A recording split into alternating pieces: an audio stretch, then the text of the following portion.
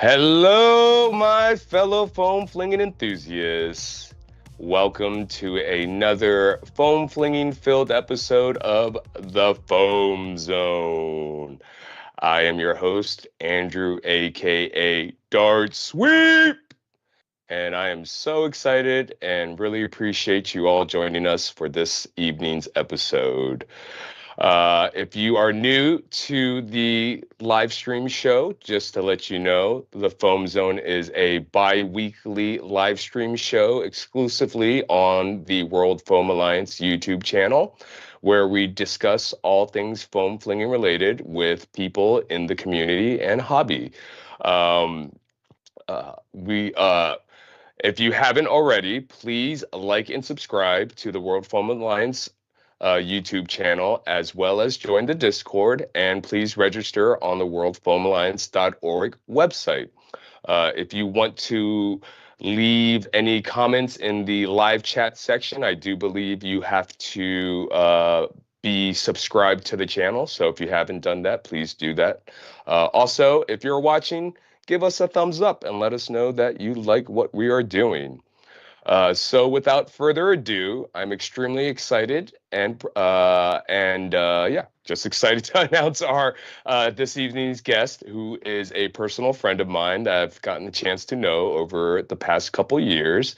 They are one of the co-founders of TNT Events and a team member of the Maryland Foam Alliance second place winning team, Team Smog, and also the second place winners of the Ragnarok BTA King of the Hill competitive tournaments. So without further ado, I would like to introduce my friend, Jason Torrey, aka Zelkos. Hello, how's everyone doing today? Jason's, aka Zelkos, how are you? So, tell us a little bit about yourself. So much. So we could start kind of from the beginning. I was from New Jersey. Moved around a bit, not too much, but lived out in California for about 5 years. Where I picked up the hobby, and then, well, the hobby as we know it today, and then moved back. Well, had a kid, moved back to New Jersey to be near family. And yeah, I've been doing that for about 5 or 6 years now. I can't when 2007, yeah, 2017-ish was when I started. Meeting up with local groups and everything like that. So but yeah, and now I am a team captain of one of Nebula's divisions of the franchise, and I am also a co-founder, like you mentioned, a co-founder of TNT Events with Jed, aka Rogue Contra, and yeah, go ahead. Yeah, so last week we had Michael Lasik, who runs a lot of HVZ events. So we discussed HVZ on the last episode. So this episode, I wanted to have you on specifically so we could talk about competitive play, which seems to be gaining a lot of attention and attraction and appeal just overall in the hobby. Something different that is growing aside from our casual PvP player versus player events that your clubs may host, as well as your HVZ clubs or large scale HVZ events. So super excited because, as you know, or some of you may know, I very much enjoy the No. competitive play side of foam flinging. So super excited to have you here, and so we can discuss everything kind of uh, comp comp related focused tonight. So, but before we get into that, tell us how you got into the hobby, how you were introduced, and how you got into the hobby, and kind of how that evolved for you. Yeah. So I'll go from how like my remembering my first Nerf blaster. I mean, I don't think they were called blasters back then, but so it was funny. I remember for Christmas, Santa literally came into my house and handed me a box, and in that box was the Nerf bow and arrow. and and then throughout, I think that was pretty much like the set of events going forward. And there was probably a few blasters here and there in between, me, my five-year-old Jason, and I want to say 17, or no, like 19-year-old Jason, when he got his first Stampede. And it was really funny because, like, I remember seeing the Stampede and it being like the first like clip fed blaster. And I was like, I want that for Christmas. I'm a 20, some 20-year old person, and all of a sudden I wanted that. That was it. So it was really funny because my dad had gotten me one, and then my sister and I, who are 12 years apart, he actually got her one too, and we just started like going at it on Christmas Day, which was really fun. And I still have those blasters to this day. They hold a lot of personal effects to me. But then, kind of like fizzled down because of moving back and forth. Well, a lot of movement in between there, like I said. And when I moved to California, there was this one thing called Z Town, and it was this probably some of the Californians who are, if they're watching, will probably remember it. But they did this huge HVZ kind of deal, and it was some Australian company that came in, and they were trying to do this tour all across the United States, and California was the first one that they did. And so I'm like, oh man, I'm going for this. Like, I started like buying all these different things, researching it, and like, like spending all this money on like, like mags and holsters and everything like that. And then it was funny because we did the event, absolutely loved it. And then I remember like saying, I just spent like, $200 on like the stuff. There's no way that I can, justify just using it once. And so luckily, I was living in LA at the time, and had found, went on the good old Facebooks, and found the Los Angeles Foam Fighters. And, it was really interesting. I went to there, and I went to that, and it was like I remember my first one, and it was really funny because I was just going through, and obviously you've seen how I play at this point. Nothing's really changed from then to now, except I probably gotten a lot more aggressive. And so yeah, and then somebody handed me a modded Strife, and I was like, this thing is amazing. I can't. And I was using, like, I forget what it was, but it was like, at the time, like Rapid Strikes and things like that. So, unmodded. And I thought I was like, like the big dog because I had like a unmodded thing and not knowing about this whole world of modding. And so, so when I went into it, and then I became a regular of the group member, and as from my just started going in, and it was really funny because my friend, the guy who runs it out there, his name's Bobby, and Bobby, nobody knows Bobby except for the people that have met Bobby, because he just does those events, runs them, and then goes in and out. And it was really funny. He goes to somebody and said, "Hey, like, let's do something where let's try to get some little like money into it. We'll put some in it for it." And he's like, "Hey, but so I want to like nominate a treasurer." And I was like, and then I told him, because he came to me with this idea first, and then I said, "Well, you have to talk to Bobby about it. It's his group. Whatever." And then he came back to me and he says, "Hey, Jason said that Bobby said that you're going to be the treasurer." And I was like, okay. So then I was I helped around help out in the LA Film Fighters, and then I had moved out about a few years later. Right after COVID, I had my kid, and then we decided to move back to New Jersey. And I was devastated, but then I happened to find a new home at Uno. And I remember walking in with my caliber at the time, and and going to Cousins, and it was the first game of the year after everything was like cold. And then that's how, and then I met Sam Archer, a lot of who you guys know. And we teamed up in a few battles, and the rest is kind of history. Yeah, so very similar for me, but besides the Nerf fencing swords they had when they first came out, the Nerf bow and arrow was my first introduction as well. I remember I got it as a kid, and we were visiting some friends, I think in Connecticut, and picked one up. God, it was playing with it all weekend, and then realized, oh geez, how am I going to get this thing home? So I remember specifically trying to jam that sucker into like my luggage and seeing if we could get it on the plane. But the that wo- seems to be a lot of people's introductions to that. Yeah. So The uh, worst was when the darts ripped. Like you or like the arrow came off, like the I forget what the feather, it came off. all That right, was the worst. I was right. like, because you couldn't replace them. So it was like now I'm down to two instead of like three. Yeah, I think by the end of it, after everything was all said and done, I had zero. So,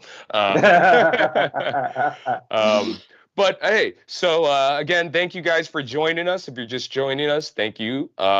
Just quick shout outs. It looks like we have General Strife returning in the chat.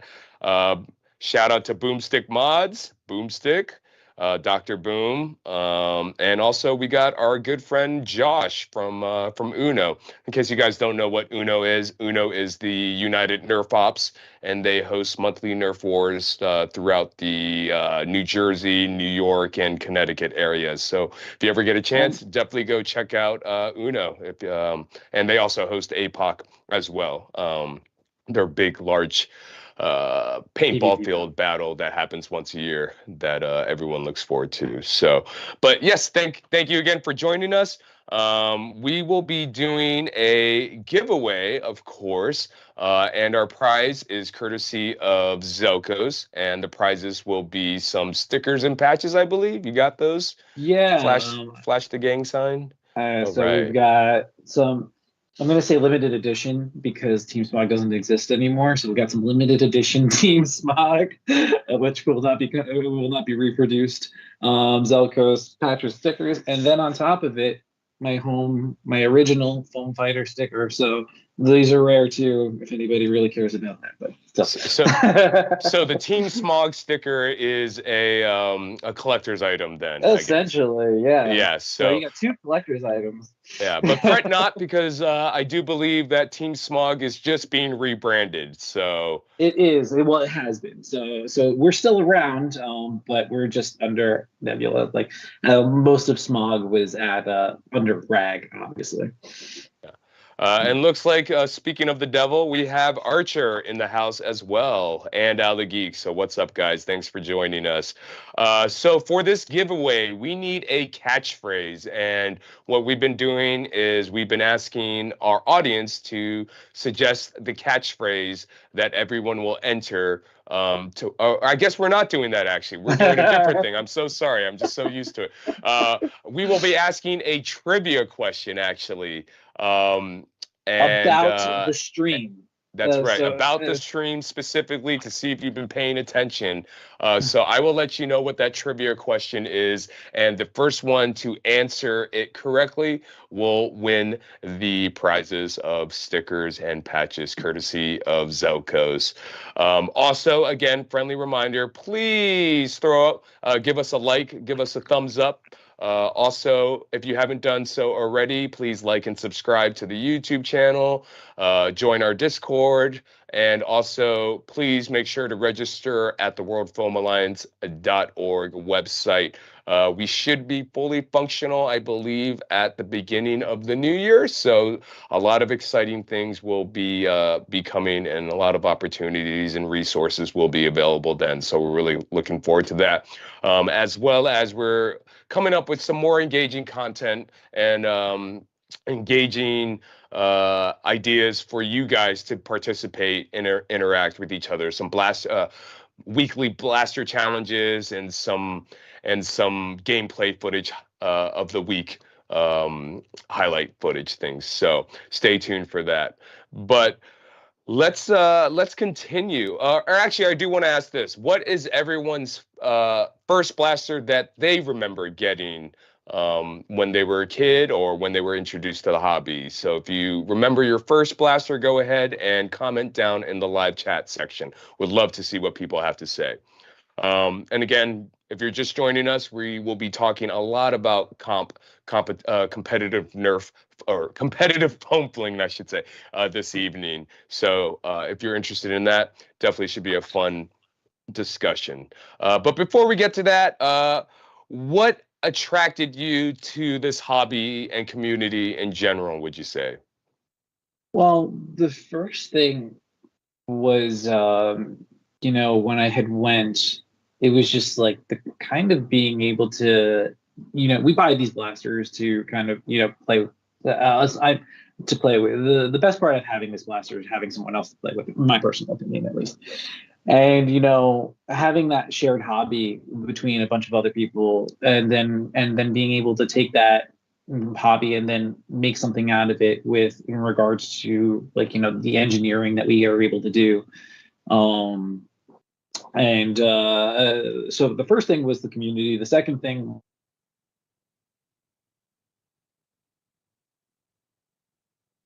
Oh, do we get a freeze? All right. Technical difficulties. There we go. Up, not quite yet. Yeah, it looks like we just have a little technical difficulties with the Zelkos' Am I side. back? So there he is. Prodigal son Yeah, returns. so where did I leave off? So Oh. sorry guys, we're just getting Zelkos back up on the stream. But in the meantime, uh, if you have if you remember your first blaster, go ahead and comment that down in the live chat, as well as tell us what you really enjoy about the community and hobby, what attracted you. Love to hear what you guys have to say. For me personally, I think number one, Zelko said it, it's really about the community. I really like the fact that we come from all these different backgrounds and we're able to come together and fling foam together and just have a good time and really kind of share the passion for this hobby, as well as seeing all of the iterations and new technology with 3D printing and different kind of blasters that you can do between springers and flywheels, stringers, AEBs. So that's really what attracts me to the hobby, is really the community and kind of the ingenuity that goes behind it, and that we all can get together and have fun. It doesn't matter if you're 7 or 8 years old, all the way up to, I think our oldest member that I know of that I play is in their 60s, going on into their 70s. So I don't think you find that in a lot of hobby spaces and communities. So, but also with that, what is your favorite kind of blaster? Do you guys prefer springers, flywheelers, AEB stringers? What's your favorite kind of blaster to be using? If you know, go ahead and comment down in the live chat section. And again, we're just waiting for Zelkos to return, which should be momentarily, hopefully.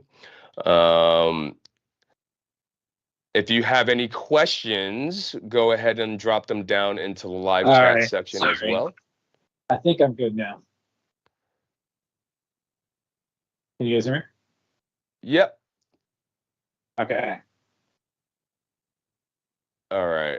And I think we may have Zelkos back. Yeah, I don't know what it is. For some reason, my internet's not liking Teams right. Okay. Zelkos is frozen in time. Sorry, guys. Is that better? Better? Can you see me? It's interesting because I see it on. Yeah, so for me personally, I'm a huge sucker for a fun AEB. So when Okay. the Colonel Wasp 76 came out, I immediately fell in love with that. And surprisingly, one of my favorite AEBs happens to be the limited edition Nerf Needler blaster, which I end up using a lot for HVZ mini missions at UMBC. There's something about that recoil that you get from an AEB that I just absolutely love. So I'm definitely looking forward to the next iteration of the 76, which I think they have shown some little clips of it, and maybe the Colonel Wasp 77. I'm not sure. If you know, go ahead and comment if you know anything about the next iteration of the Colonel Wasp AEB. The Storm second generation seems to be a pretty fun AEB that I've seen. I haven't got a chance to try that, but I did try the first iteration of that. It was a little heavy for my liking and a little too tubey feeling. But I know that Derek, son from Frontline Foam, brought the iteration 2 to APOC this year, and that thing was a beast. So um, let's see.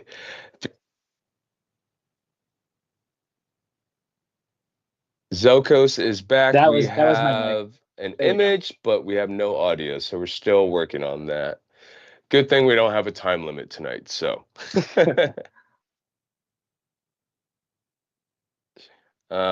So if you guys haven't done so already, please go ahead and hit the thumbs up on the YouTube channel. Yep, I'm here. Also, don't forget to like and subscribe. Well, I guess that's liking would be hitting the thumbs up, but don't forget to subscribe as well.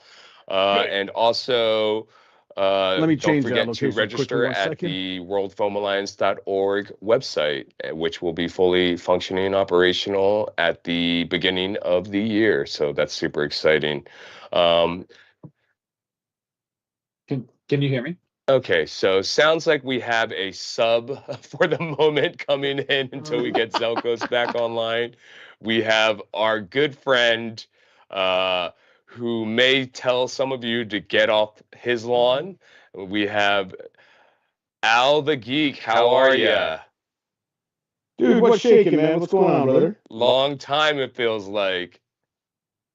Oh, hold on. Now I just had audio issues. No worries. I hear you. You should be good. We're just waiting for Zelkos to come back online, which we promise we'll get there. But Al, good to see you. I know you just got back from a trip visiting Captain Xavier, and you had a bunch of people out there with you. Maritime Foam was there. Ryan from Silver Fox Industries was there. Whalecom was there. Brad from American Foam was there. And Luke from Out of Darts was there. And Xbox Games was out there. So it sounded like a pretty fantastic all-star cast of foam flingers out there. How was it? Dude, I got to tell you, it was pretty awesome. We had a lot of fun with everyone. I wasn't expecting to see as many people as we did, but it was way much more than I expected, because the original plan was, well, as some of you probably know, we are friends with Captain Xavier, and I are actually friends. It's not just a business relationship. And I always wanted to go out to the West Coast. So when we came out, it was a perfect weekend, because he has hosting a personal event on his own private range. But then also I got to do Fort Borst, which was their like monthly battle on the Sunday. And I tell you, man, it was just so much fun. And you got to see everybody. We were able to do the live stream with Wellcome on Friday from his shop, and got to see a lot of toys that he had. I tell you, if you get the chance, man, and you can go hit the West Coast, unless you're already there, and to go check out some of the games they got going on, man, dude, it was so much fun. Never mind getting into his blaster, into his armory. Like, oh, come on, man. Yeah, I was invited. Unfortunately, I could not make it, which I'm extremely depressed about, but I will live vicariously through your experience. So I'm glad you were able to have that opportunity to go out there and hang out with everyone. So next time, and I definitely want to get some content. I'm hoping you were able to get some content when you were out there, and I'm looking forward to getting a chance to take a look at that, hopefully, and put some stuff together for us. So. All right, I do see Zelkos in our backdrop, but I'm not sure if we have audio. Do we have audio? Yeah, can you hear me? There we go. All right, Zelkos is back, ladies and gentlemen. Let's give a big round of applause for for working through the technical issues. I really So- appreciate you guys' patience for that. So, So funny Al, story. always a pleasure. Great seeing you. We'll catch up more. If Zelkos drops out again, we'll hit you up and have you come save us again. Later, guys. Thanks, man. So funny story. For some reason, my network doesn't like Teams, and I had to go to a direct connection. And so you guys get to see my living room. No worries. Things happens. That's part of the live stream process, and we, luckily we have backup plans in place just in case. But so I think we were discussing what drew you, what attracted to you, what do you love about the hobby and community? Yeah, so basically, like, also the maker aspect has always been a big part of it for me.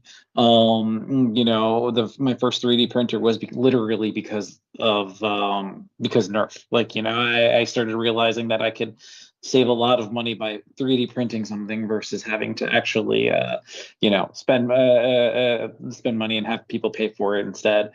And plus all the aspects of the socialization, learning a lot about the mechanics of it and talking to different people, meeting different people, and having a passion of literally just running around with toys essentially and just going there.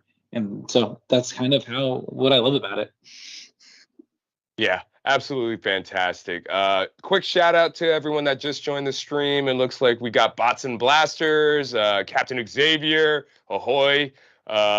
We have Louie is in here, and our buddy Danny Pack, aka Thirsty for Foam, has joined the chat. So what is up? Thank you for joining us. Tonight's format, we are talking about competitive play specifically. We are also doing a giveaway courtesy of Zelkos. We will be asking a trivia question specific to tonight's discussion. So stay tuned for that trivia question, and you will be able to win some patches and stickers from Zelkos. Also, if you can possibly, aside from giving us a like and subscribing, share this live stream to your friends and family. We would greatly appreciate that. We're just trying to get the word out just in general. So really appreciate everyone's support. So Zelkos, you originally were from the East Coast, moved out to West Coast, and then moved back to the East Coast, correct?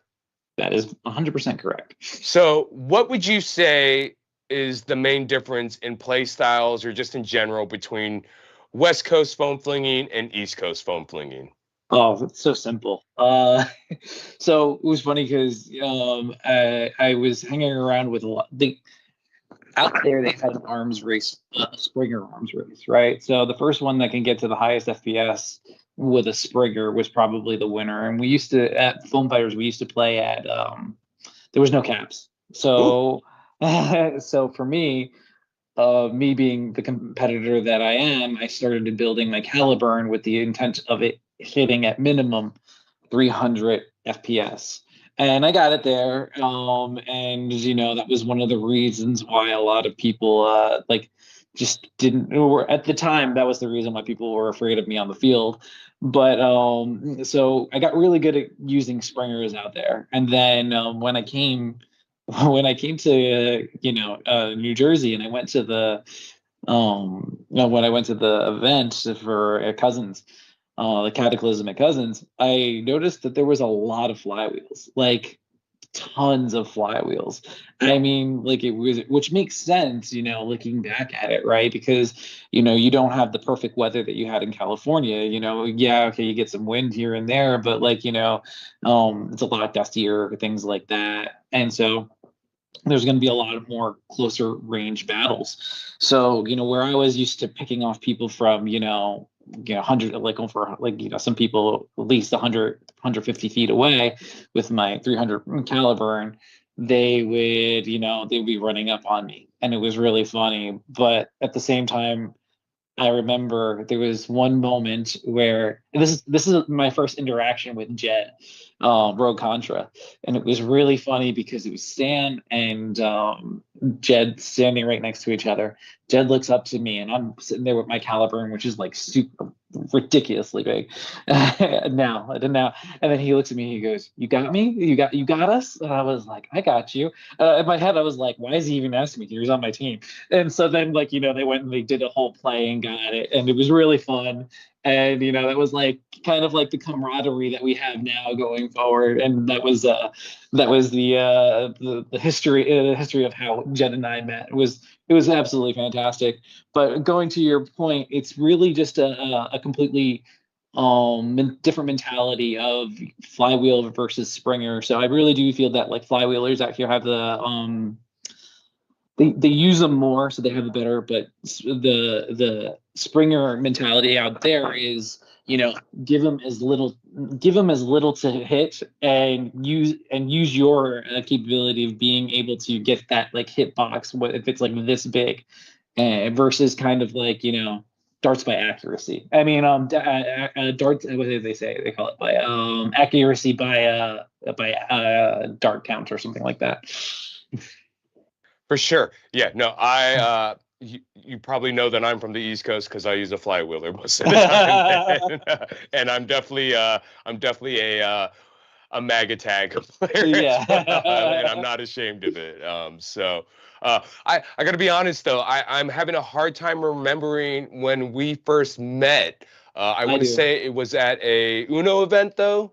No, it was not at an Uno event. It Oh was no! It was at Applebee's. At Right Applebee's. right before the Foam Pro Tour. We have the picture to prove it. That's right. That's right. We did meet at 2022 Foam Pro Tour then. Yeah, I'm really good with that, and it was funny because that was when I had sat with Ard. It was nobody knew who I was, which was really interesting.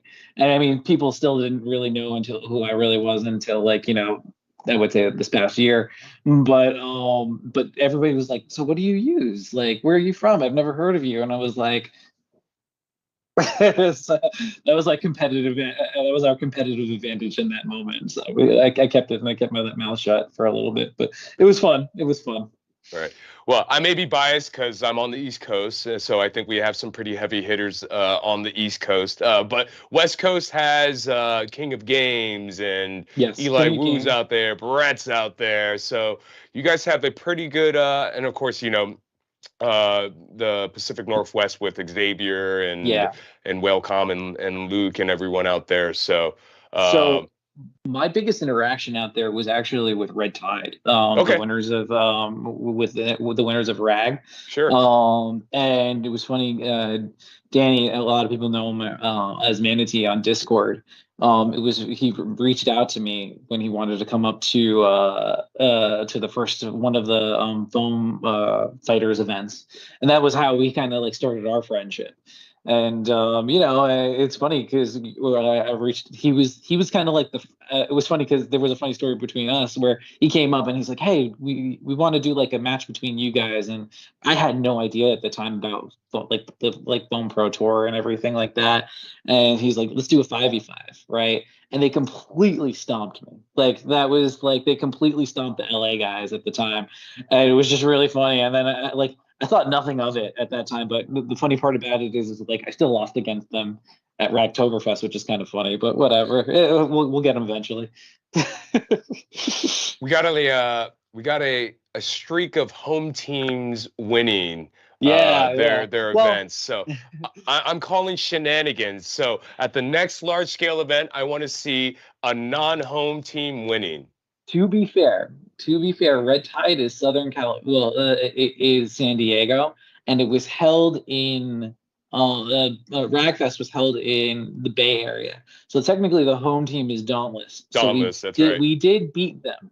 Okay. And so I will give you half credit on that. Okay. And then I will also say that at BPOC, which we'll go into, Magic Smoke won that. Yeah. And I'm not gonna. I was on that team, so I won't rub it in. But the most BPOC was like one of my favorite things to watch, like just because of how how serious people took it, when like my whole thing about it was the most casual comp version ever. And to see how hard people went on that, and to honestly just get the, like, for BPOC we had 13 individual players, and in those and then it was me, Jed, and Gotham kind of led those teams, and two of the three teams were pretty high up in the group brackets, which was awesome to see, because these are people that have never seen, like, had never played comp.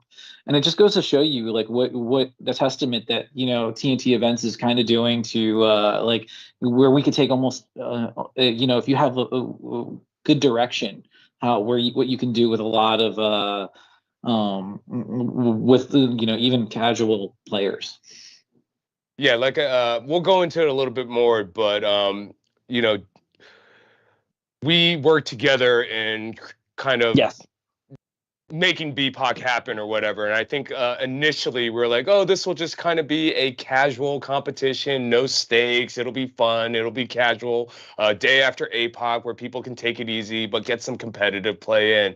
And I was not prepared for how serious everyone ended up taking it, and it ended up being fantastic, though. But we'll talk about that a little bit later. Yeah.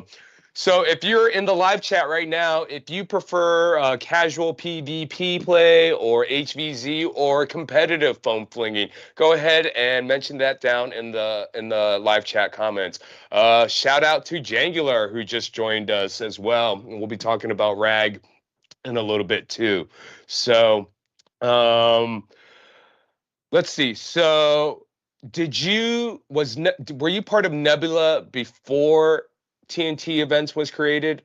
Yes. Okay. So tell me a little bit about how Team Nebula came about. And I think that goes back to Foam Pro Tour, Dart Zone Pro Tour 2022, if I'm not mistaken. So it was really interesting. For the Foam Pro Tour, I was actually I did two qualifiers. I did the second Q2 where we met, and I also did Q4. And so, at the time, we played at Q2. I played with Paradox, with the Jed, Neil, so Row Contra, Boomstick, Archer, Bray, and we did well together and everything like that. But it just didn't. We just weren't able to. At the time, nobody really knew what they were doing, and we didn't come in. We think we came in like fourth or fifth. I can't recall. So, but I had reached out to and then Paradox wasn't able to make the second one, so we were kind of saying, hey, well, what are we gonna do? Well, I still want to go to RAG. I mean, not RAG, to the Foam Pro Tour. I'm gonna go up there anyways. I've never experienced personally at that point. I had never experienced HVZ, so I was like, all right, well, I'll go. And then I started getting the I call it the comp itch again. And so I started reaching out to some friends over there, and they said, hey, we're actually missing a seventh. And so I was like, all right, I'll definitely go apart. I know a lot of the East Coast teams. So we did that, and it was really funny too, because like I had been talking to Piggy before that, not knowing that he was going to be going as Nebula. So we went to so the thing is about Nebula is they actually had played at Q3, but not all the Q3 people were able to make it to Q4 to try again. So this blend of people came, the Singaporeans, Piggy, Gavin, Liza, Kale, Eli, myself, and we basically formed the team that got third at the Foam Pro Tour. And so, we kind of just sat down and discussed it, that we would definitely want to be a part of a bigger thing. So that way, if we ever went to something where there wasn't enough players, we would still have enough team members. And so that's kind of how Nebula was born into the three teams that you see today. So there's just so many original members that that were very important to the history of the team, that we don't want to see say no to those players that and can't play. And especially, we see a lot of good players that do want to play that we may have some room for. But I think at this point we're at our max capacity. So Absolutely.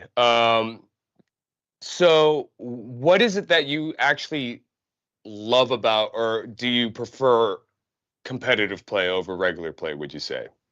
for me, it's the adrenaline and the strategy. Like I've always been a strategist. For me, I was playing Command and Conquer, Red Alert, and all those fun PC games since I was, since the computer was, since I had a computer in my house, and being able to kind of have that tactical mentality and be able to play against, and then have people who actually, want to go just as hard as you in that moment, and then face off against these really expert athletes, was really appealing to me. And then just the competitive side of it for me was very it was very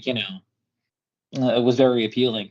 And then once we got to the point where it's like, you're on the field and you're getting those butterflies, getting those butterflies lining up and starting, and you're about to start a match and you just don't know how it's going to go, and it can go one way or the other, and you can get some amazing plays or you can get tagged out really quickly. That adrenaline, it got me, and that was kind of where I was hooked from then on. And whereas like kind of PvP, it's fun, but it's a little slower paced. There's less organization to it just because they're so big sometimes. And with the HVZ, it's, for me, that is just, I do like it and I do appreciate it, and I get it.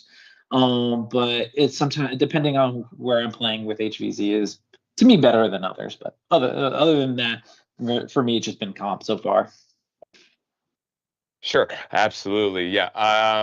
For me, yeah, it's definitely the competitive nature just in general because I come from a competitive sports background. So Yeah. any chance I get to be competitive in whatever environment, I'm always interested in doing. But it's also that teamwork, like you said, there's that camaraderie and strategizing and working towards that goal Yeah. of winning a match that you get that adrenaline Yeah. from. So, yeah, so we'll go into this again kind of as we talk about events, but Archer just mentioned that the future is competitive play, which is a good discussion to have. But I think one good example of that was kind of the live stream presentation that Ragnarok, Fish, and Jangular were able to coordinate and share that.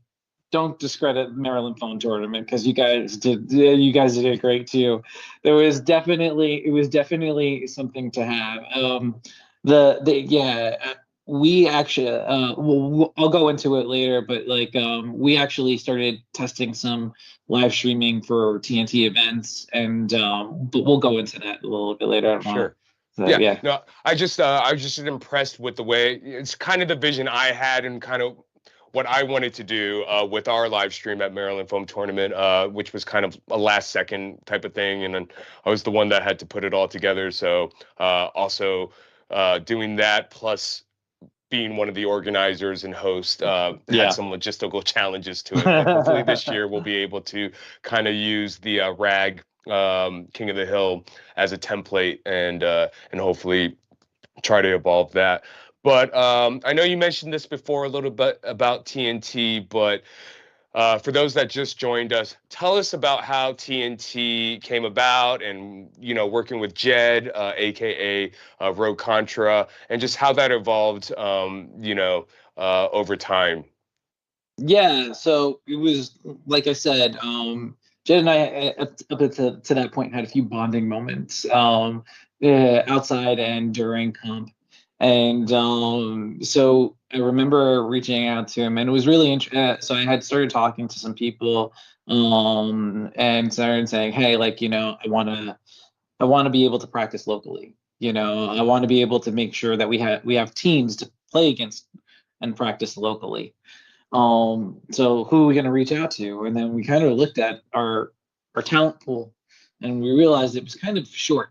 We didn't have like this hopeful long list of people that would regularly come to to it, and even less people that had experienced the comp format, right? So I reached out to Jed and I said, "Hey, listen, I found this venue.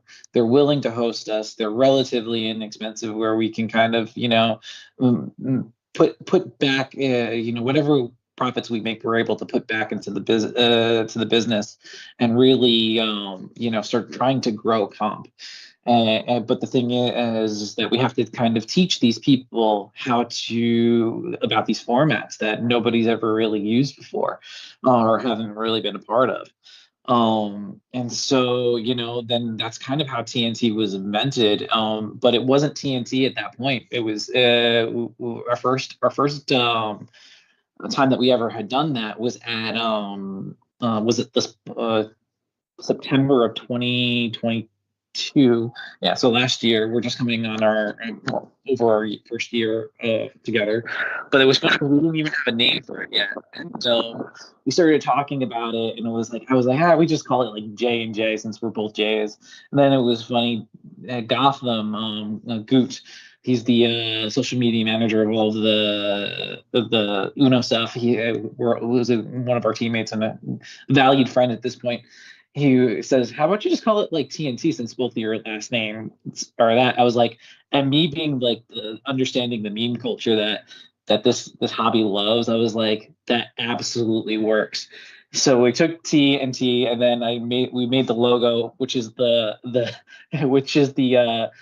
worker darts as as an explosion, and that's how TNT was born. And it was basically, there was a lack of people that for me to play against, and so we kind of drew up, and then we kind of realized that our first two scrimmage, well, we had a scrimmage our first one, and then we realized that there was something missing, like, because we wanted to play, like, me and Jed wanted to play together, but then and the other teams wanted to play together because they wanted to be the best, right? So it was like, okay, so you're playing against these teams, and this team knows each other and that team knows each other, and then you get like these walk-ons that don't necessarily have a team, but they want to play well, and they don't want to get destroyed by these other people that know each other.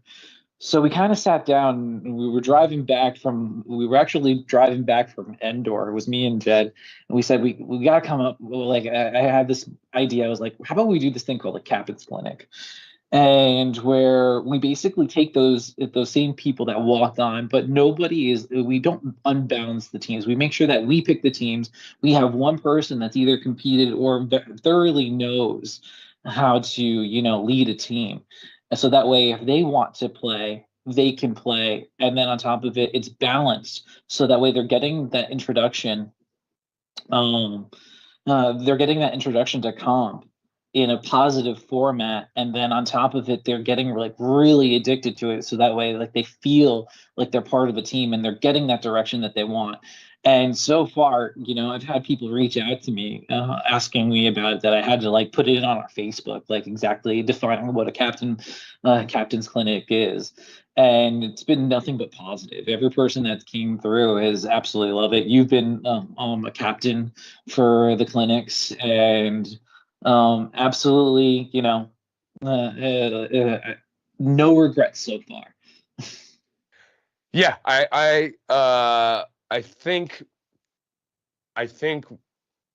what I really enjoy about it is that you allow that smooth introduction to the hobby for people that haven't played yet. But yeah, we've done the scrimmages, and we've done the captain's clinic. Scrimmages are fun, but that's just it. They're scrimmages. So, if you come with your friends and want to play as a team, and you guys are, have been practicing for a while, you definitely may have a slight advantage versus some of the teams that don't get a chance to play together as often. But the captain's clinic is definitely something that people should come to TNT to at least check out, because it's a lot of fun.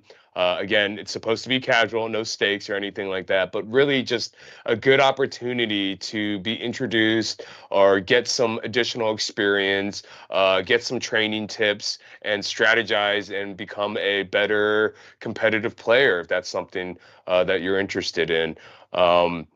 Let's talk a little bit about the game types that you guys run there, because there's a variety of different competitive game types that are existence out there, and maybe the FPS caps and even the location, since you guys are running out of SDA up in New Jersey. Yeah, so I'll start with that. So we run out of SDA. The SDA has been great to us. The Sports Domain Academy in Clifton, New Jersey. They have two fields. We've played on both, obviously.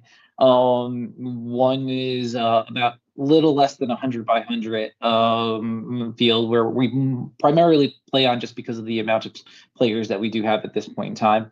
And we've played everything from, we've done King of the Hill, we've done speed dart and flag dash on that same field.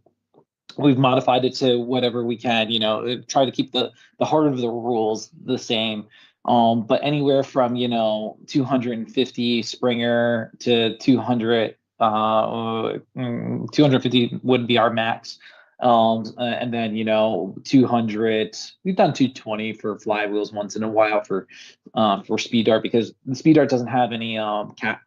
Their rules in speed dart doesn't have any caps for flywheels. Like you can do either way, but I don't agree with that, and it's my clinic, so I can kind of do what I want. So yeah, and so we did that, and so usually we're coming around in the 200 marks. We have ages 10 and up, but we generally cap it at 12 unless we really know you or you can kind of like vouch for it. There's this one kid, his name is TJ. He's been with Uno since before me, and TJ's deadly player. He's a monster. Like, good luck hitting him because he's just moving all over the place, and then on top of it, he just duck dive dips dodges all day. And I've got footage of him on my on the TNT Instagram, where he's just three people come in at him one at a time, and he's just John Wicking fools everywhere, like which way. It was just absolutely fantastic. But yeah, so usually we'll play whatever. We'll try to practice whatever tournament's coming up. So for instance, we practiced the King of the Hill. We did a couple of King of the Hill clinics before. And then MFT, we're going to be starting picking up on those clinics more often, so that way to prepare for the Maryland foam tour in April. And another advantage I think TNT has, or at least in regards to the Maryland foam tournament, is really we've kind of used you as our play testers, and we've been able to figure out, all right, they're trying to exploit these rules and things like that. But there's definitely an advantage of being able to play all these different types of game types, using the rule sets, using the field layouts, and getting acclimated and familiar with the game types. So yeah, we definitely like to exploit the rules. We and then when someone, it was funny because we didn't even know that we were exploiting the rules in a way that you didn't like until we actually told you about it. And then you were like, hey, that's not the spirit of the game. I was like, doesn't say that in the rules. Sorry. It did, just in very small print and unclarified definitions. So, yeah. But it's been great. Like I also consider the people that give me these rule sets like a partner, right? They give me a lot of information so that way I can disseminate it, and nobody's gonna know the game better than the people that made it, right? So me talking to Jang, to at the time to you, to Black Raisins, the way that the game is kind of like meant to be played. It really helps me understand and one, become a better leader, which is something that I tried to do, and two, just give a better quality product to the people that do come to my events. Sure. So if you're watching, if you would tell us what kind of game type you prefer or enjoy playing, whether it be Ion Rush or Flag Dash or BTA King of the Hill or Speed Dart, go ahead and drop that down in the live chat section. Also, if you haven't done so already, please give us a like and don't forget to subscribe. And also, please register on the worldfoamalliance.org website.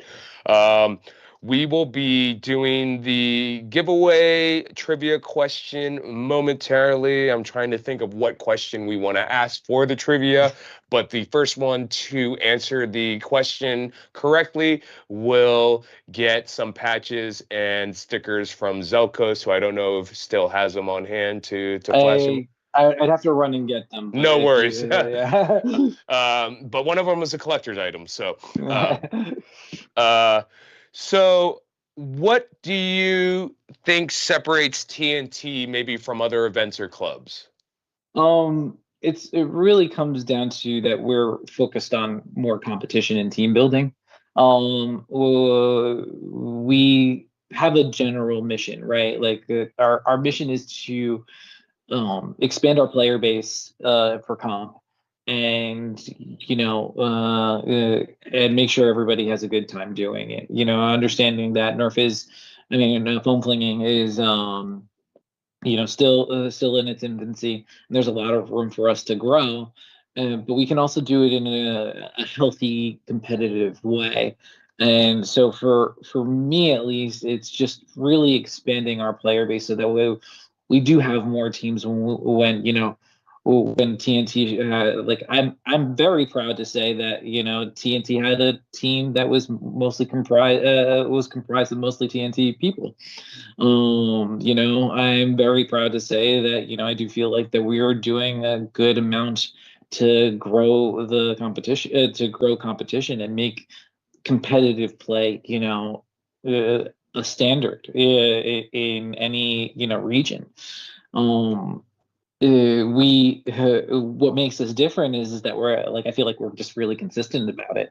And you go to a lot of different places, even in maybe California. I don't know how often that they're actually doing comp, but I could tell you right now that there's at least one per month in Clifton, New Jersey. Which people should attend at least Yeah, once in absolutely. their At lifetime. So let's think of a question, Jason, for this trivia Oh, question. Uh, what do we think the trivia question should be? how deep cut should I go? That's a better question because I know my answers. So let's see. Maybe we should well, give me your suggestion. Well, we can go. I feel like, what was the blaster that me and my sister got for Christmas? That's a good one. So you better have been watching since the beginning and have paid attention. If you know which first blaster that Jason and aka Zelkos and his sister got for Christmas and know the answer, go ahead and drop that down in the live chat and we will select the winner based off of who answers correctly first. Oh, my wizard build got it. All right. Congratulations to Wizards Builds for answering correctly. It was the Stampede. And again, one of my favorites because it's an AEB. So fantastic. Congratulations, Stampede. Go ahead and contact us. We'll get your contact information, but hit us up in the Discord and we will get your stickers and patches and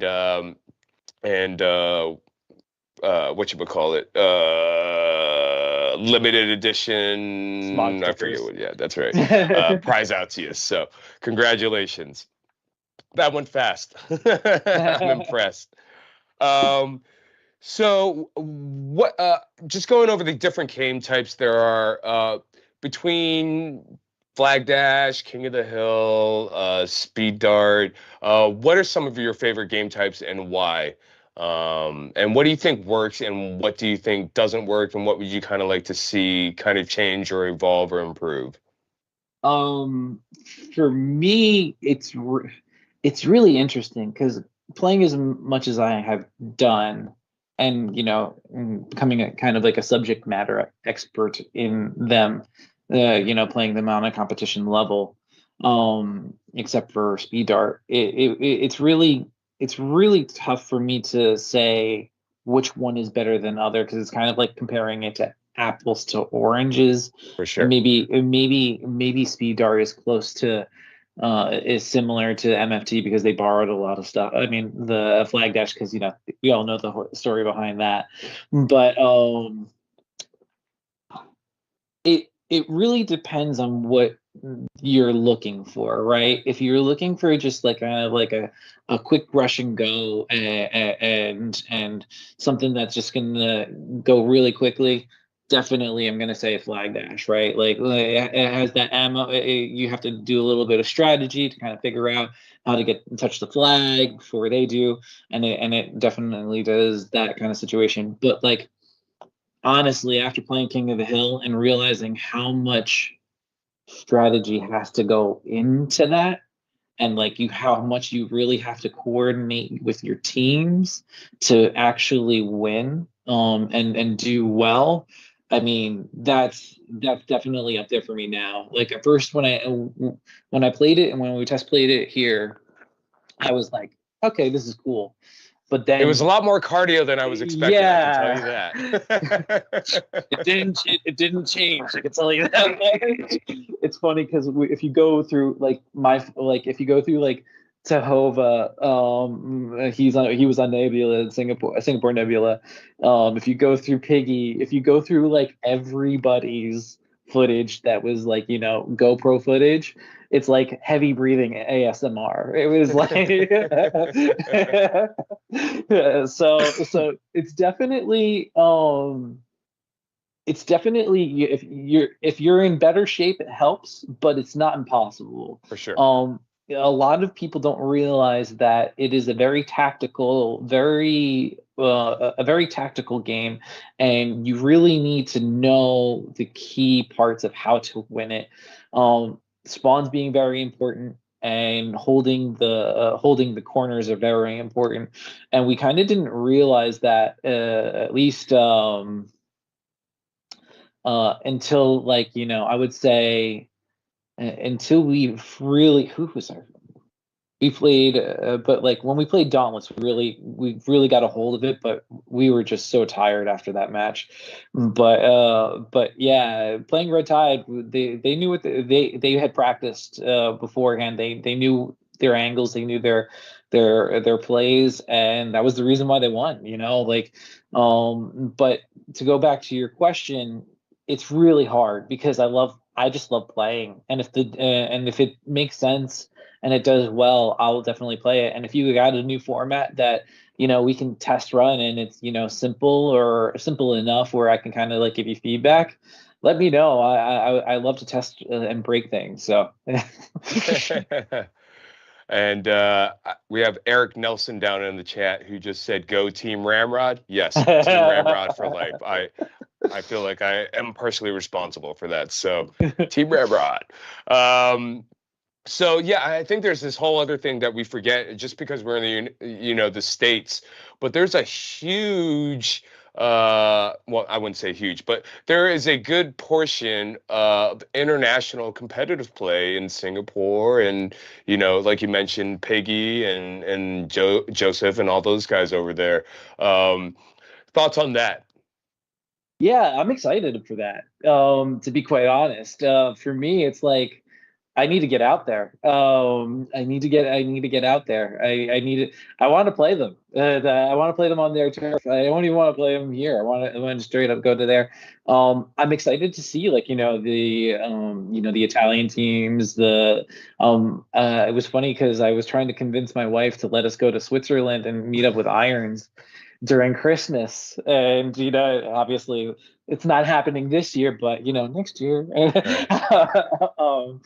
But yeah, like for me, it's I would like to get see how other people play on their turf in their games, because like what we don't realize in the United States is how much space that we actually have. Where it's like the Singaporeans come on here and they're like you get to play on this like regularly, like this is the open space that you have, and we're sitting here like, yeah, like this is like some people's backyard. so it's been that's a really a different perspective, and I would love to see more of it, and I would love to be able to kind of meet up with these people, get their input, see how they play, learn from them, and invite them back to the states and kind of like get them to play against us eventually. I mean, there's always been rumblings in our groups, and I by like it's like we want a World Cup or we want a champion, but like we are so far from that. It's like we need to get we need to get our stuff together here. Hopefully, Nerf ball will help bring that. But yeah, for me, it's as much international support we can get, the better. Yeah, 100% agree. And I would love to go out to see how the Singaporeans compete, because I know they go hard. And, Speed Dart just had their international finals, I think, in Italy, which seemed like a lot of fun. So just going back to talking about different game types and everything, how do you think cover layout and the amount of cover affects different game types in general? And how important is that? Is having more cover better or having less cover better, would you say? Depends how fast you want the game to go. If you want the game to actually kind of to be, people taking cover and really strategizing on moving from one cover to the other and going back and forth, things like that. Yeah, you're definitely going to want more cover. If you want someone to be able to just, see each other and run across the field, or, tag somebody across the field, put less cover. And, we'll go from there, personally, I like more cover. It just gives that strategy, or that thing that you have to think about. It adds that tactical nuance that we had to talk about, and then on top of it, making it so that way we kind of, you don't know what's coming from where. So, yeah. And so originally you were part of Team Nebula for Foam Pro Tour, Dart Zone Pro Tour, and then you kind of rebranded again as Team Smog, and then evolved into Nebula East. Talk a little bit about that whole. Yeah, that was really funny. So what happened was it was me. It was I didn't exactly know what was happening with Nebula because most of them couldn't make it. So basically, what Brett, I met up with Bray, and we were supposed to. I knew he was coming to. I knew there was a possibility that he was coming to the Foam Pro Tour, and San Diego was doing their own small tournament out in San Diego, and so I had reached out to Brett because we had played on Paradox and things like that, and I said to him, hey, I know they're doing a 3v3. I'll be out there. Jed's coming with me. Do you want to do a team? And he's like, yeah, let's do a team. And I was like, oh, okay. So we did it. And he messages me. He's like, well, we didn't follow up on this. And he's like, listen, but I definitely want to do the team with you and Jed. He goes, but here's the thing. We're gonna do a fourth. But they're actually turning the 3v3 to the 4v4. And I was like, oh, okay, yeah. I'm like, but I don't know who would play. He's like, well, Luke from Out of Darts messaged me, and he said that he would love to play with us. And I was like, he's like, if you're okay with that. And my answer was, of course I'm okay with it. Like, you didn't even have to say Luke from Out of Darts. I would have just known off of Luke who you were talking about. But yeah, and so we did. So it was us four kind of creating a new team So we went by Team Smog. And then Team Smog was going to go to Maryland because we knew that, most of the people there were going to Maryland. But so then something happened where Jed had a small injury and really couldn't play. And then, so Kale, we also knew was coming to, we added him to our team. And then on top of it, Eli was going to come. So that's how it was kind of like half Nebula. I mean, half Nebula at that point because I was a part of Nebula, and half Team Smog. And so that's how Team Smog came about. And then when we had played again, we kind of looked at each other and we said, like, which way do we go? And we went towards the Nebula since there was already some history on that. And which is absolutely fine. It's fun. It was fun seeing them and playing with them and having kind of like a franchise behind us, and and then on top of it, the number one, the best sponsor that we had was Luke from Outer Darts, obviously. So, but yeah, that's how kind of it evolved from Nebula to Smog to Nebula. For sure. Yeah, I think we're, I'm excited because I think there's some teams out there that are starting to kind of become regulars and get some recognition. Them being Red Tie, Orca Company, Nebula, of course, Magic Smoke, and Beef Squad. And, so we're kind of creating this ecosystem of competitive teams that I think are going to be really fun and enjoyable to watch, especially if we're able to get this presentation. And as I was saying, I thought that the Ragnarok live stream definitely was a great template where they had the gameplay, also commentary and interviews going throughout the entire stream. So Yeah. I'm really super excited to see how that evolves. You've captured content as well, just to have gameplay footage and share that. What would you say is your overall approach or philosophy to getting good gameplay footage and posting that and getting that out there so people can watch it, and also so Jangular can comment on it? I really just do it for him. Don't tell anybody else. But I mean, what I've experienced right now is just having that multicam footage is really important. And following the action, because right now there's not much, right? Like there's not much quality, something that where somebody can follow and see kind of like the story of what's going on in regards to competitive. And the clinics were the perfect way to do that because we weren't sharing any team secrets. So it was really kind of just at the time it was a proof of concept.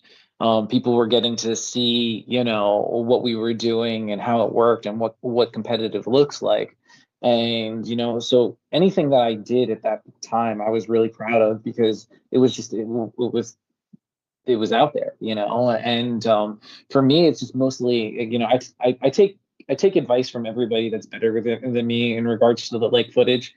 I've used anybody that kind of like Gotham. He's like our expert cameraman. Shout out to Goot. Yeah, he's a Goot on Discord, and he's like our expert cameraman. And then he always pushes me to make it a little bit better.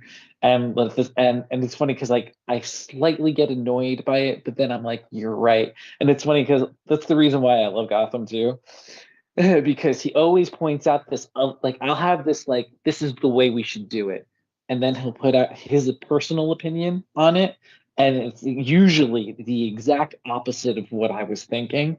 And I hate it and I love it at the same time because the last thing you want is like a bunch of yes men around you telling you, hey, like this is what you want.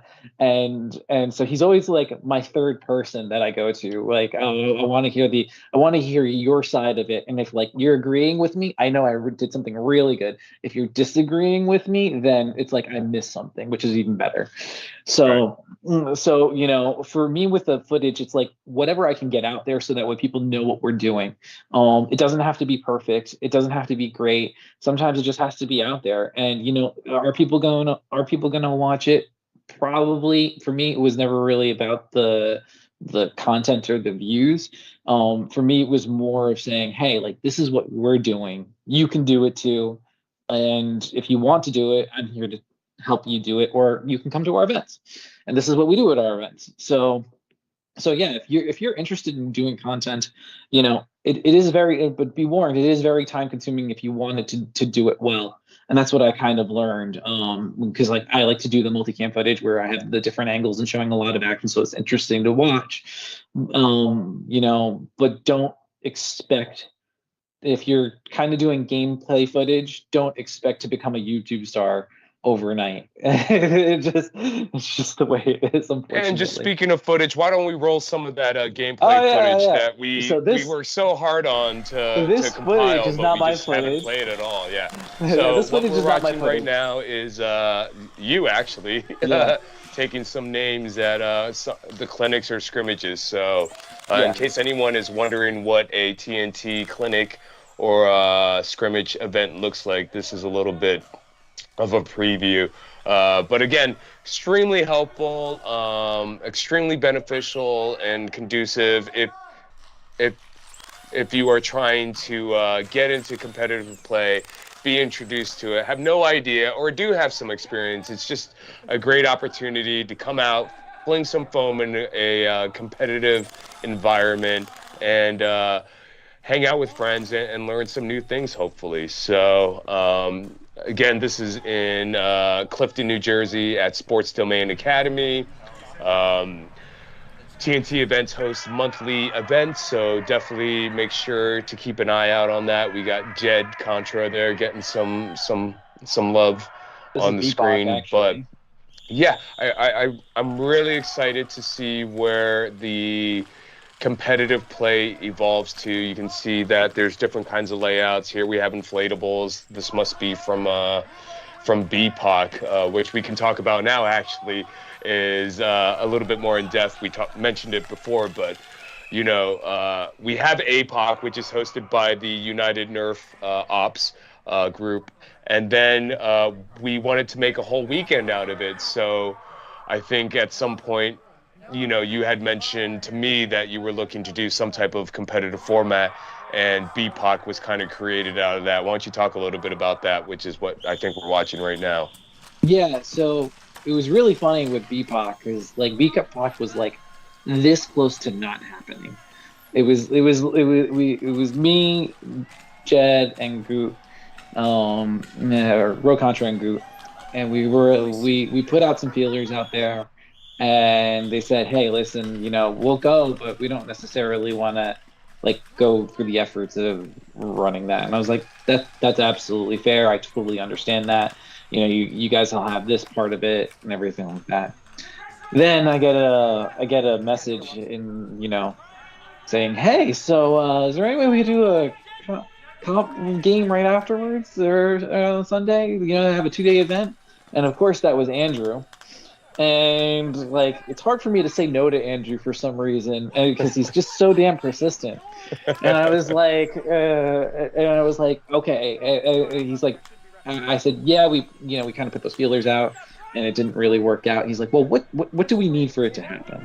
And I said, honestly, we just need some support. And and he's like, well, if that's the case, like, you have me and Neil. And I was like, all right, I'll reconsider it. And then it was funny, because I really wanted to. I think in my mind at the time was, I really wanted it to be something special, and I wanted it to be, my vision of it was. It's funny because my vision of it was more than what it was, but I couldn't have done what it actually came out to be, was just so much better. And so what happened with that was, we were sitting around and we were thinking about the name and everything like that. And it was really funny because I was just like, what are we going to call it? And they were like, oh, well, and I was like, how about we just call it BPOC? Does anyone have a problem with me calling it BPOC?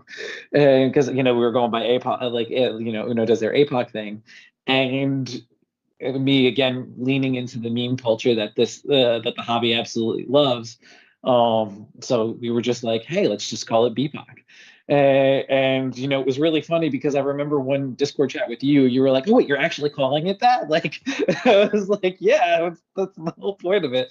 And so then we put out the flyer, which was you, almost falling down, and then we leaned into the memes, about missing BPOC and FOMO, and it was great. And then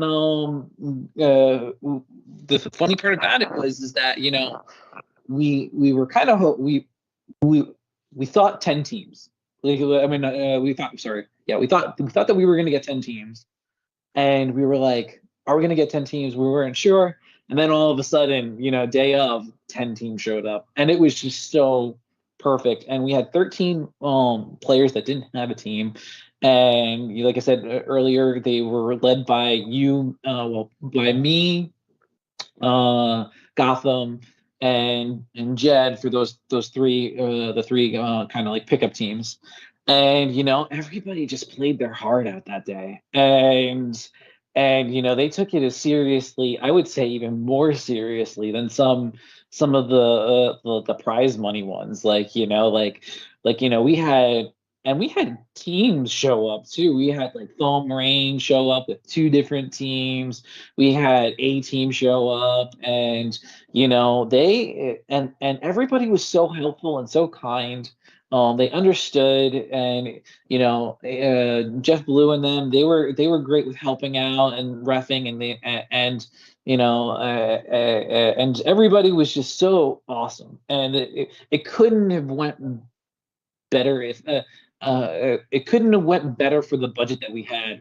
And for me, that's what the community is about, actually. Sure. It's like, they're people that can pitch in with whatever, and just showing up was like just a big thing for me. It meant so much to me, and I know it meant so much to my team, and you guys, and so thanks to everybody that showed up and showed out. And I don't credit him enough, but my guy Josh, he's our ref.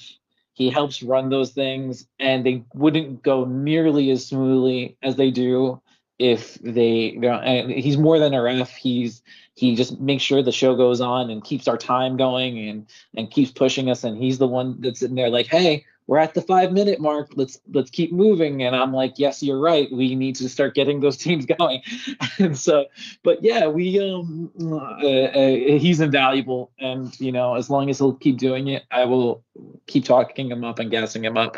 But yeah, for BPOC was something else. And if we haven't set dates or anything like that, but if you get to come out and you want some low stakes, high reward, competitive foam flinging action, I'd say show up to New Jersey sometime. For sure. Yeah. I think again, BPOC evolved from the desire of having APOC be kind of a weekend event. So people coming from out of town didn't just drive up for the day, and would make the trip a little bit more worth it, I guess, if you want to say, 100%. to attend that and just make a whole weekend event out of that. But excuse me, as I'd mentioned before, I think the initial idea was to make it this super casual kind of competitive play, and like, oh, we'll just get people to randomly ref, and people will have fun and everything. But the moment we got there and people started registering and loading up, you could see the tone was like, Yeah, okay, the energy was yeah. totally different. Not what we expected, right? Like we were like, okay, and then it's like, what are you running? Oh, okay. Oh, okay. Oh, you're using fresh starts for this? Oh, okay. Game time.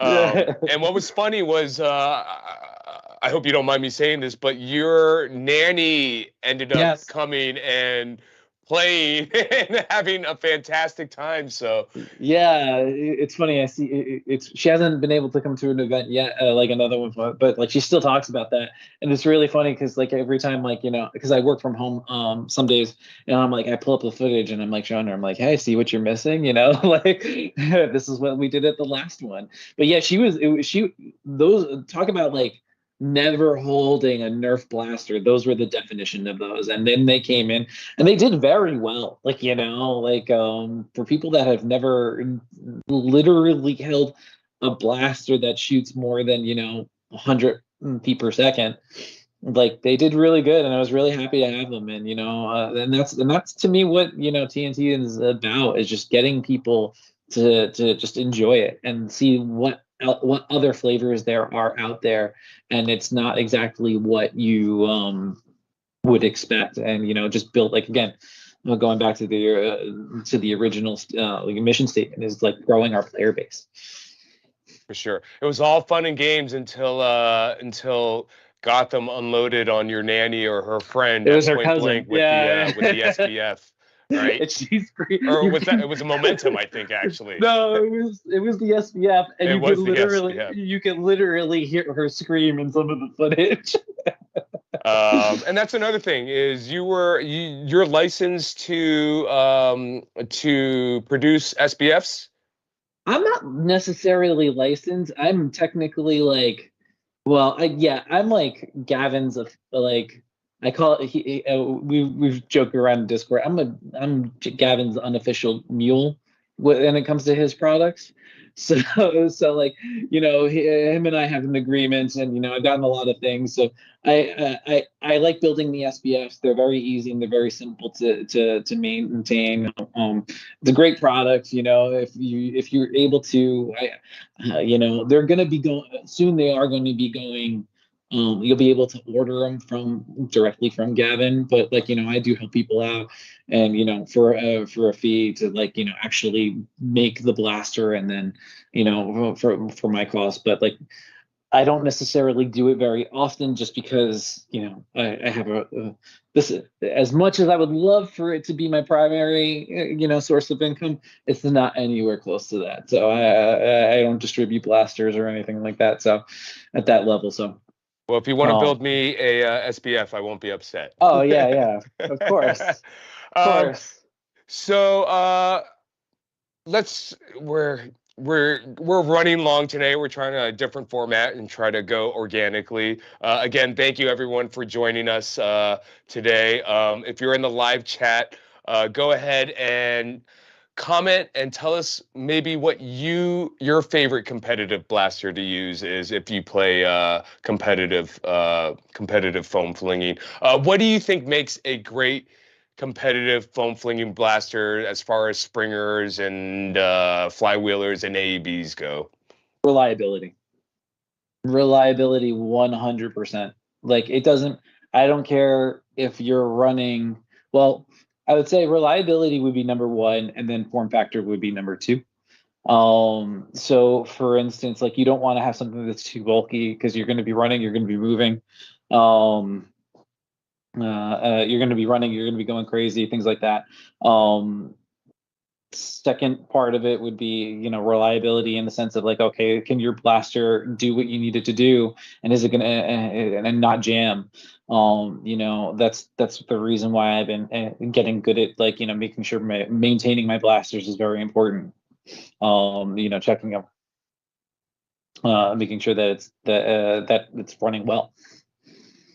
For sure. Yeah, I absolutely agree. Having reliability and consistency is extremely important, and having a form factor that you're comfortable with. I'll be honest, for me, my go-to comp blasters are the Colonel Wasp 76 when it's cooperating, the a modded DZP Mark III band blastered, and surprisingly enough, the Impact 498 Foxfire has been kind of like one of my favorite competitive blasters. And then I would say honorable mentions, of course, probably the FDL Basic and the FDL 3 on top of that.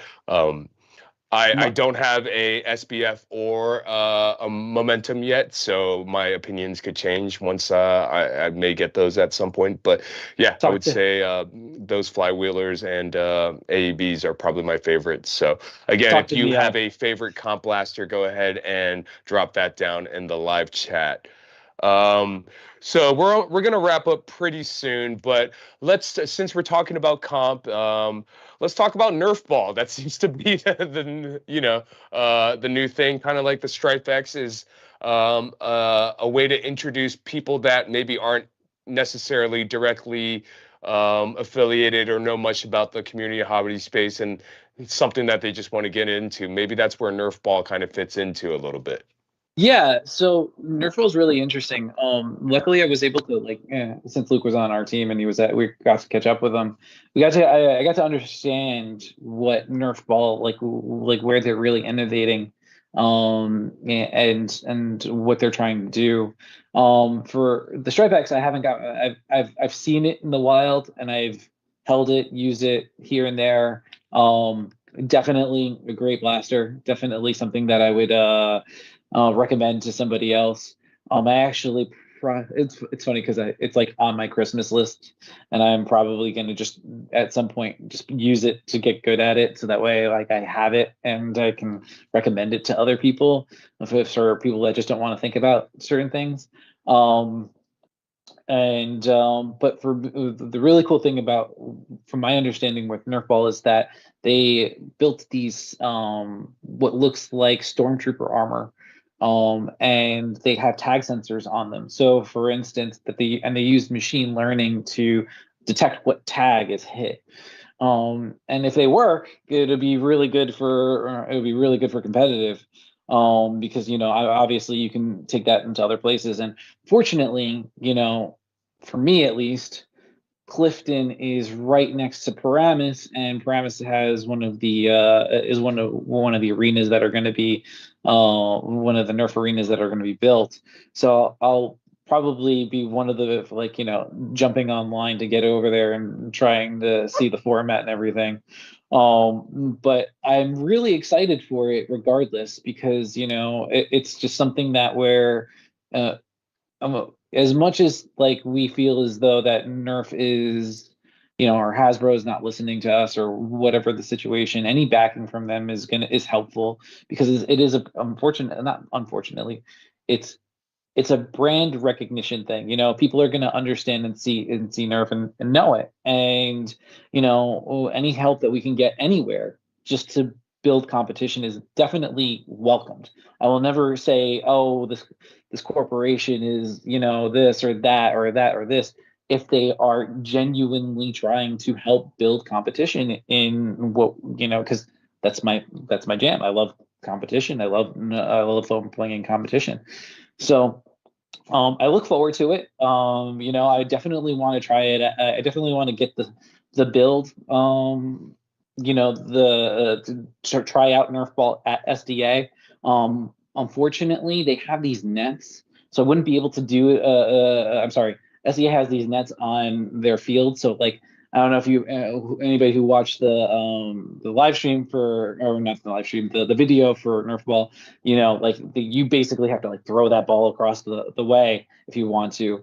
And we have nets at SDA that'll really just stop that ball from going. So we'd have to play it on the bigger field, which is a little bit out of our budget right now.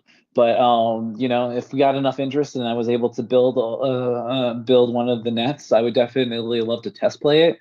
But like I said, the Nerf arena is in my backyard, so that might just be my second place where I go. For sure, yeah. Definitely will be interesting to see how that introduces and gets people into competitive play. I'm excited for that.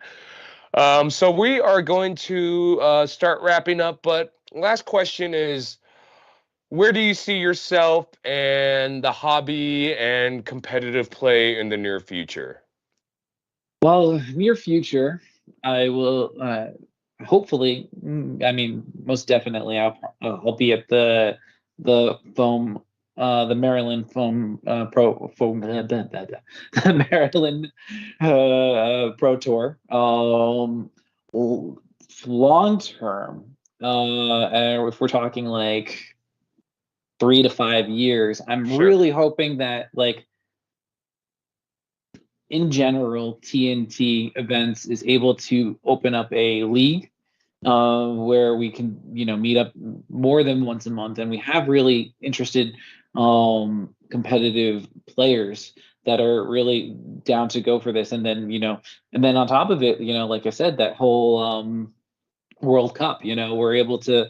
There are spots that are popping up, and as long as we have the logistics and the technology that we're trying to do, and I know that the WFA is definitely trying to do that as well. So I'm rooting for everybody that's trying to do it, so for me, it's like, as long as you're trying and you're putting in your best effort and you have really good, and you have that intention, the good intentions, absolutely. Like, I will definitely support you in any way that I possibly can.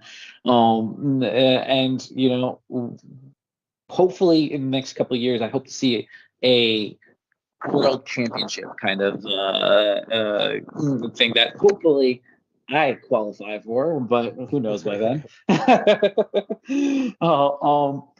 And for me, I don't even need, personally, I don't need there to be any like monetary um thing attached to that. Like, as long as someone's able to host, put on a really good event, and make sure that the people that are invited to this event are really taken care of, and like the logistics of it are really good, and it's the thought behind it is impeccable. Like, what I mean by that is, like, the players are comfortable, the spectators are comfortable. We're able to put on we're able to put on a premium show and tell a good story, in the sense of, like, we have these teams and we know who they are. That to me would be like the ideal thing, right? Like, hopefully at that point Nebula has a good following. Dauntless has been around forever. Hopefully they're there too. Hopefully the Singaporeans have their own team, comprised. I know we also have Nebula International, which is, that. But, like, hopefully we see some people from, I know that there's in Malaysia, and then the Italians and the Swiss. I hope we're all able to make it, like, and just really, see each other's play styles, and go at it one time. That would be my ideal to see in the next, the long-term future of competitive. If we're able to do that, and I was able to be a part of that, I can turn from player to coach. So. Facts. Well, I just want to say thank you so much. Where can people find you? So I do have like one Facebook where I go by Zelkos. I mean, you can find me on most of my you can find me through TNT events, Instagram, Facebook, or if come through and you go to a TNT event in Clifton, New Jersey. You could also go to our website, which is TNT events without the second E, because that domain was taken. So you can check us out there and see what's coming up. Yeah, I don't necessarily brand Zelkos too much, but I do brand TNT events very much. And we're if you can't find us, I'm doing something wrong, so let me know. So once again, thank you so much to Jason Torrey for being, aka Zelkos, for being this night's evening guest. I hope everyone enjoyed tonight's programming.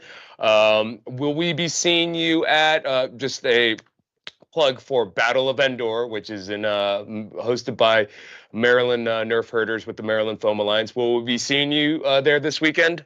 You will not. I played up all of my family chips for Ragtober Fest. So, but I know that Rocontra and Goot are trying to make it down there. So, Cool. you should be able to see them, and and then you could take pictures without me and make fun of me for missing it. So. We'll get the NT of the TNT. Yeah. Cool. Excellent. Well, again, really appreciate you being our guest tonight. I'm sure we'll have you back at some point. Would love to. This stream went on for an hour and 40 minutes, so I'm sure we could go on for even longer. But for sure. Again, really appreciate you coming out. next week will be another episode of Get Off My Lawn with their special, with Captain Xavier and Al the Geek, with their special guest, Maritime Foam. I guess who's also going by Canadian Foam. I think he stole something from Brad at American Foam there. But so tune in for next Wednesday, 8 p.m. Eastern Standard Time for Get Off My Lawn stream with Al the Geek, Captain Xavier, and Maritime Foam. We will be back in 2 weeks for our next live stream for the Foam Zone with my next special guest, who is going to be Bots and Blasters. So that should be a lot of fun. So really appreciate you guys joining in. Don't forget to hit the like and subscribe button. If you have any more comments, please feel free to leave them in the live chat section, as well as the Discord, and also join the World Foam Alliance .org registration on the website. So until then, happy foam flinging, and don't forget to dart sweep. Have a good one, guys.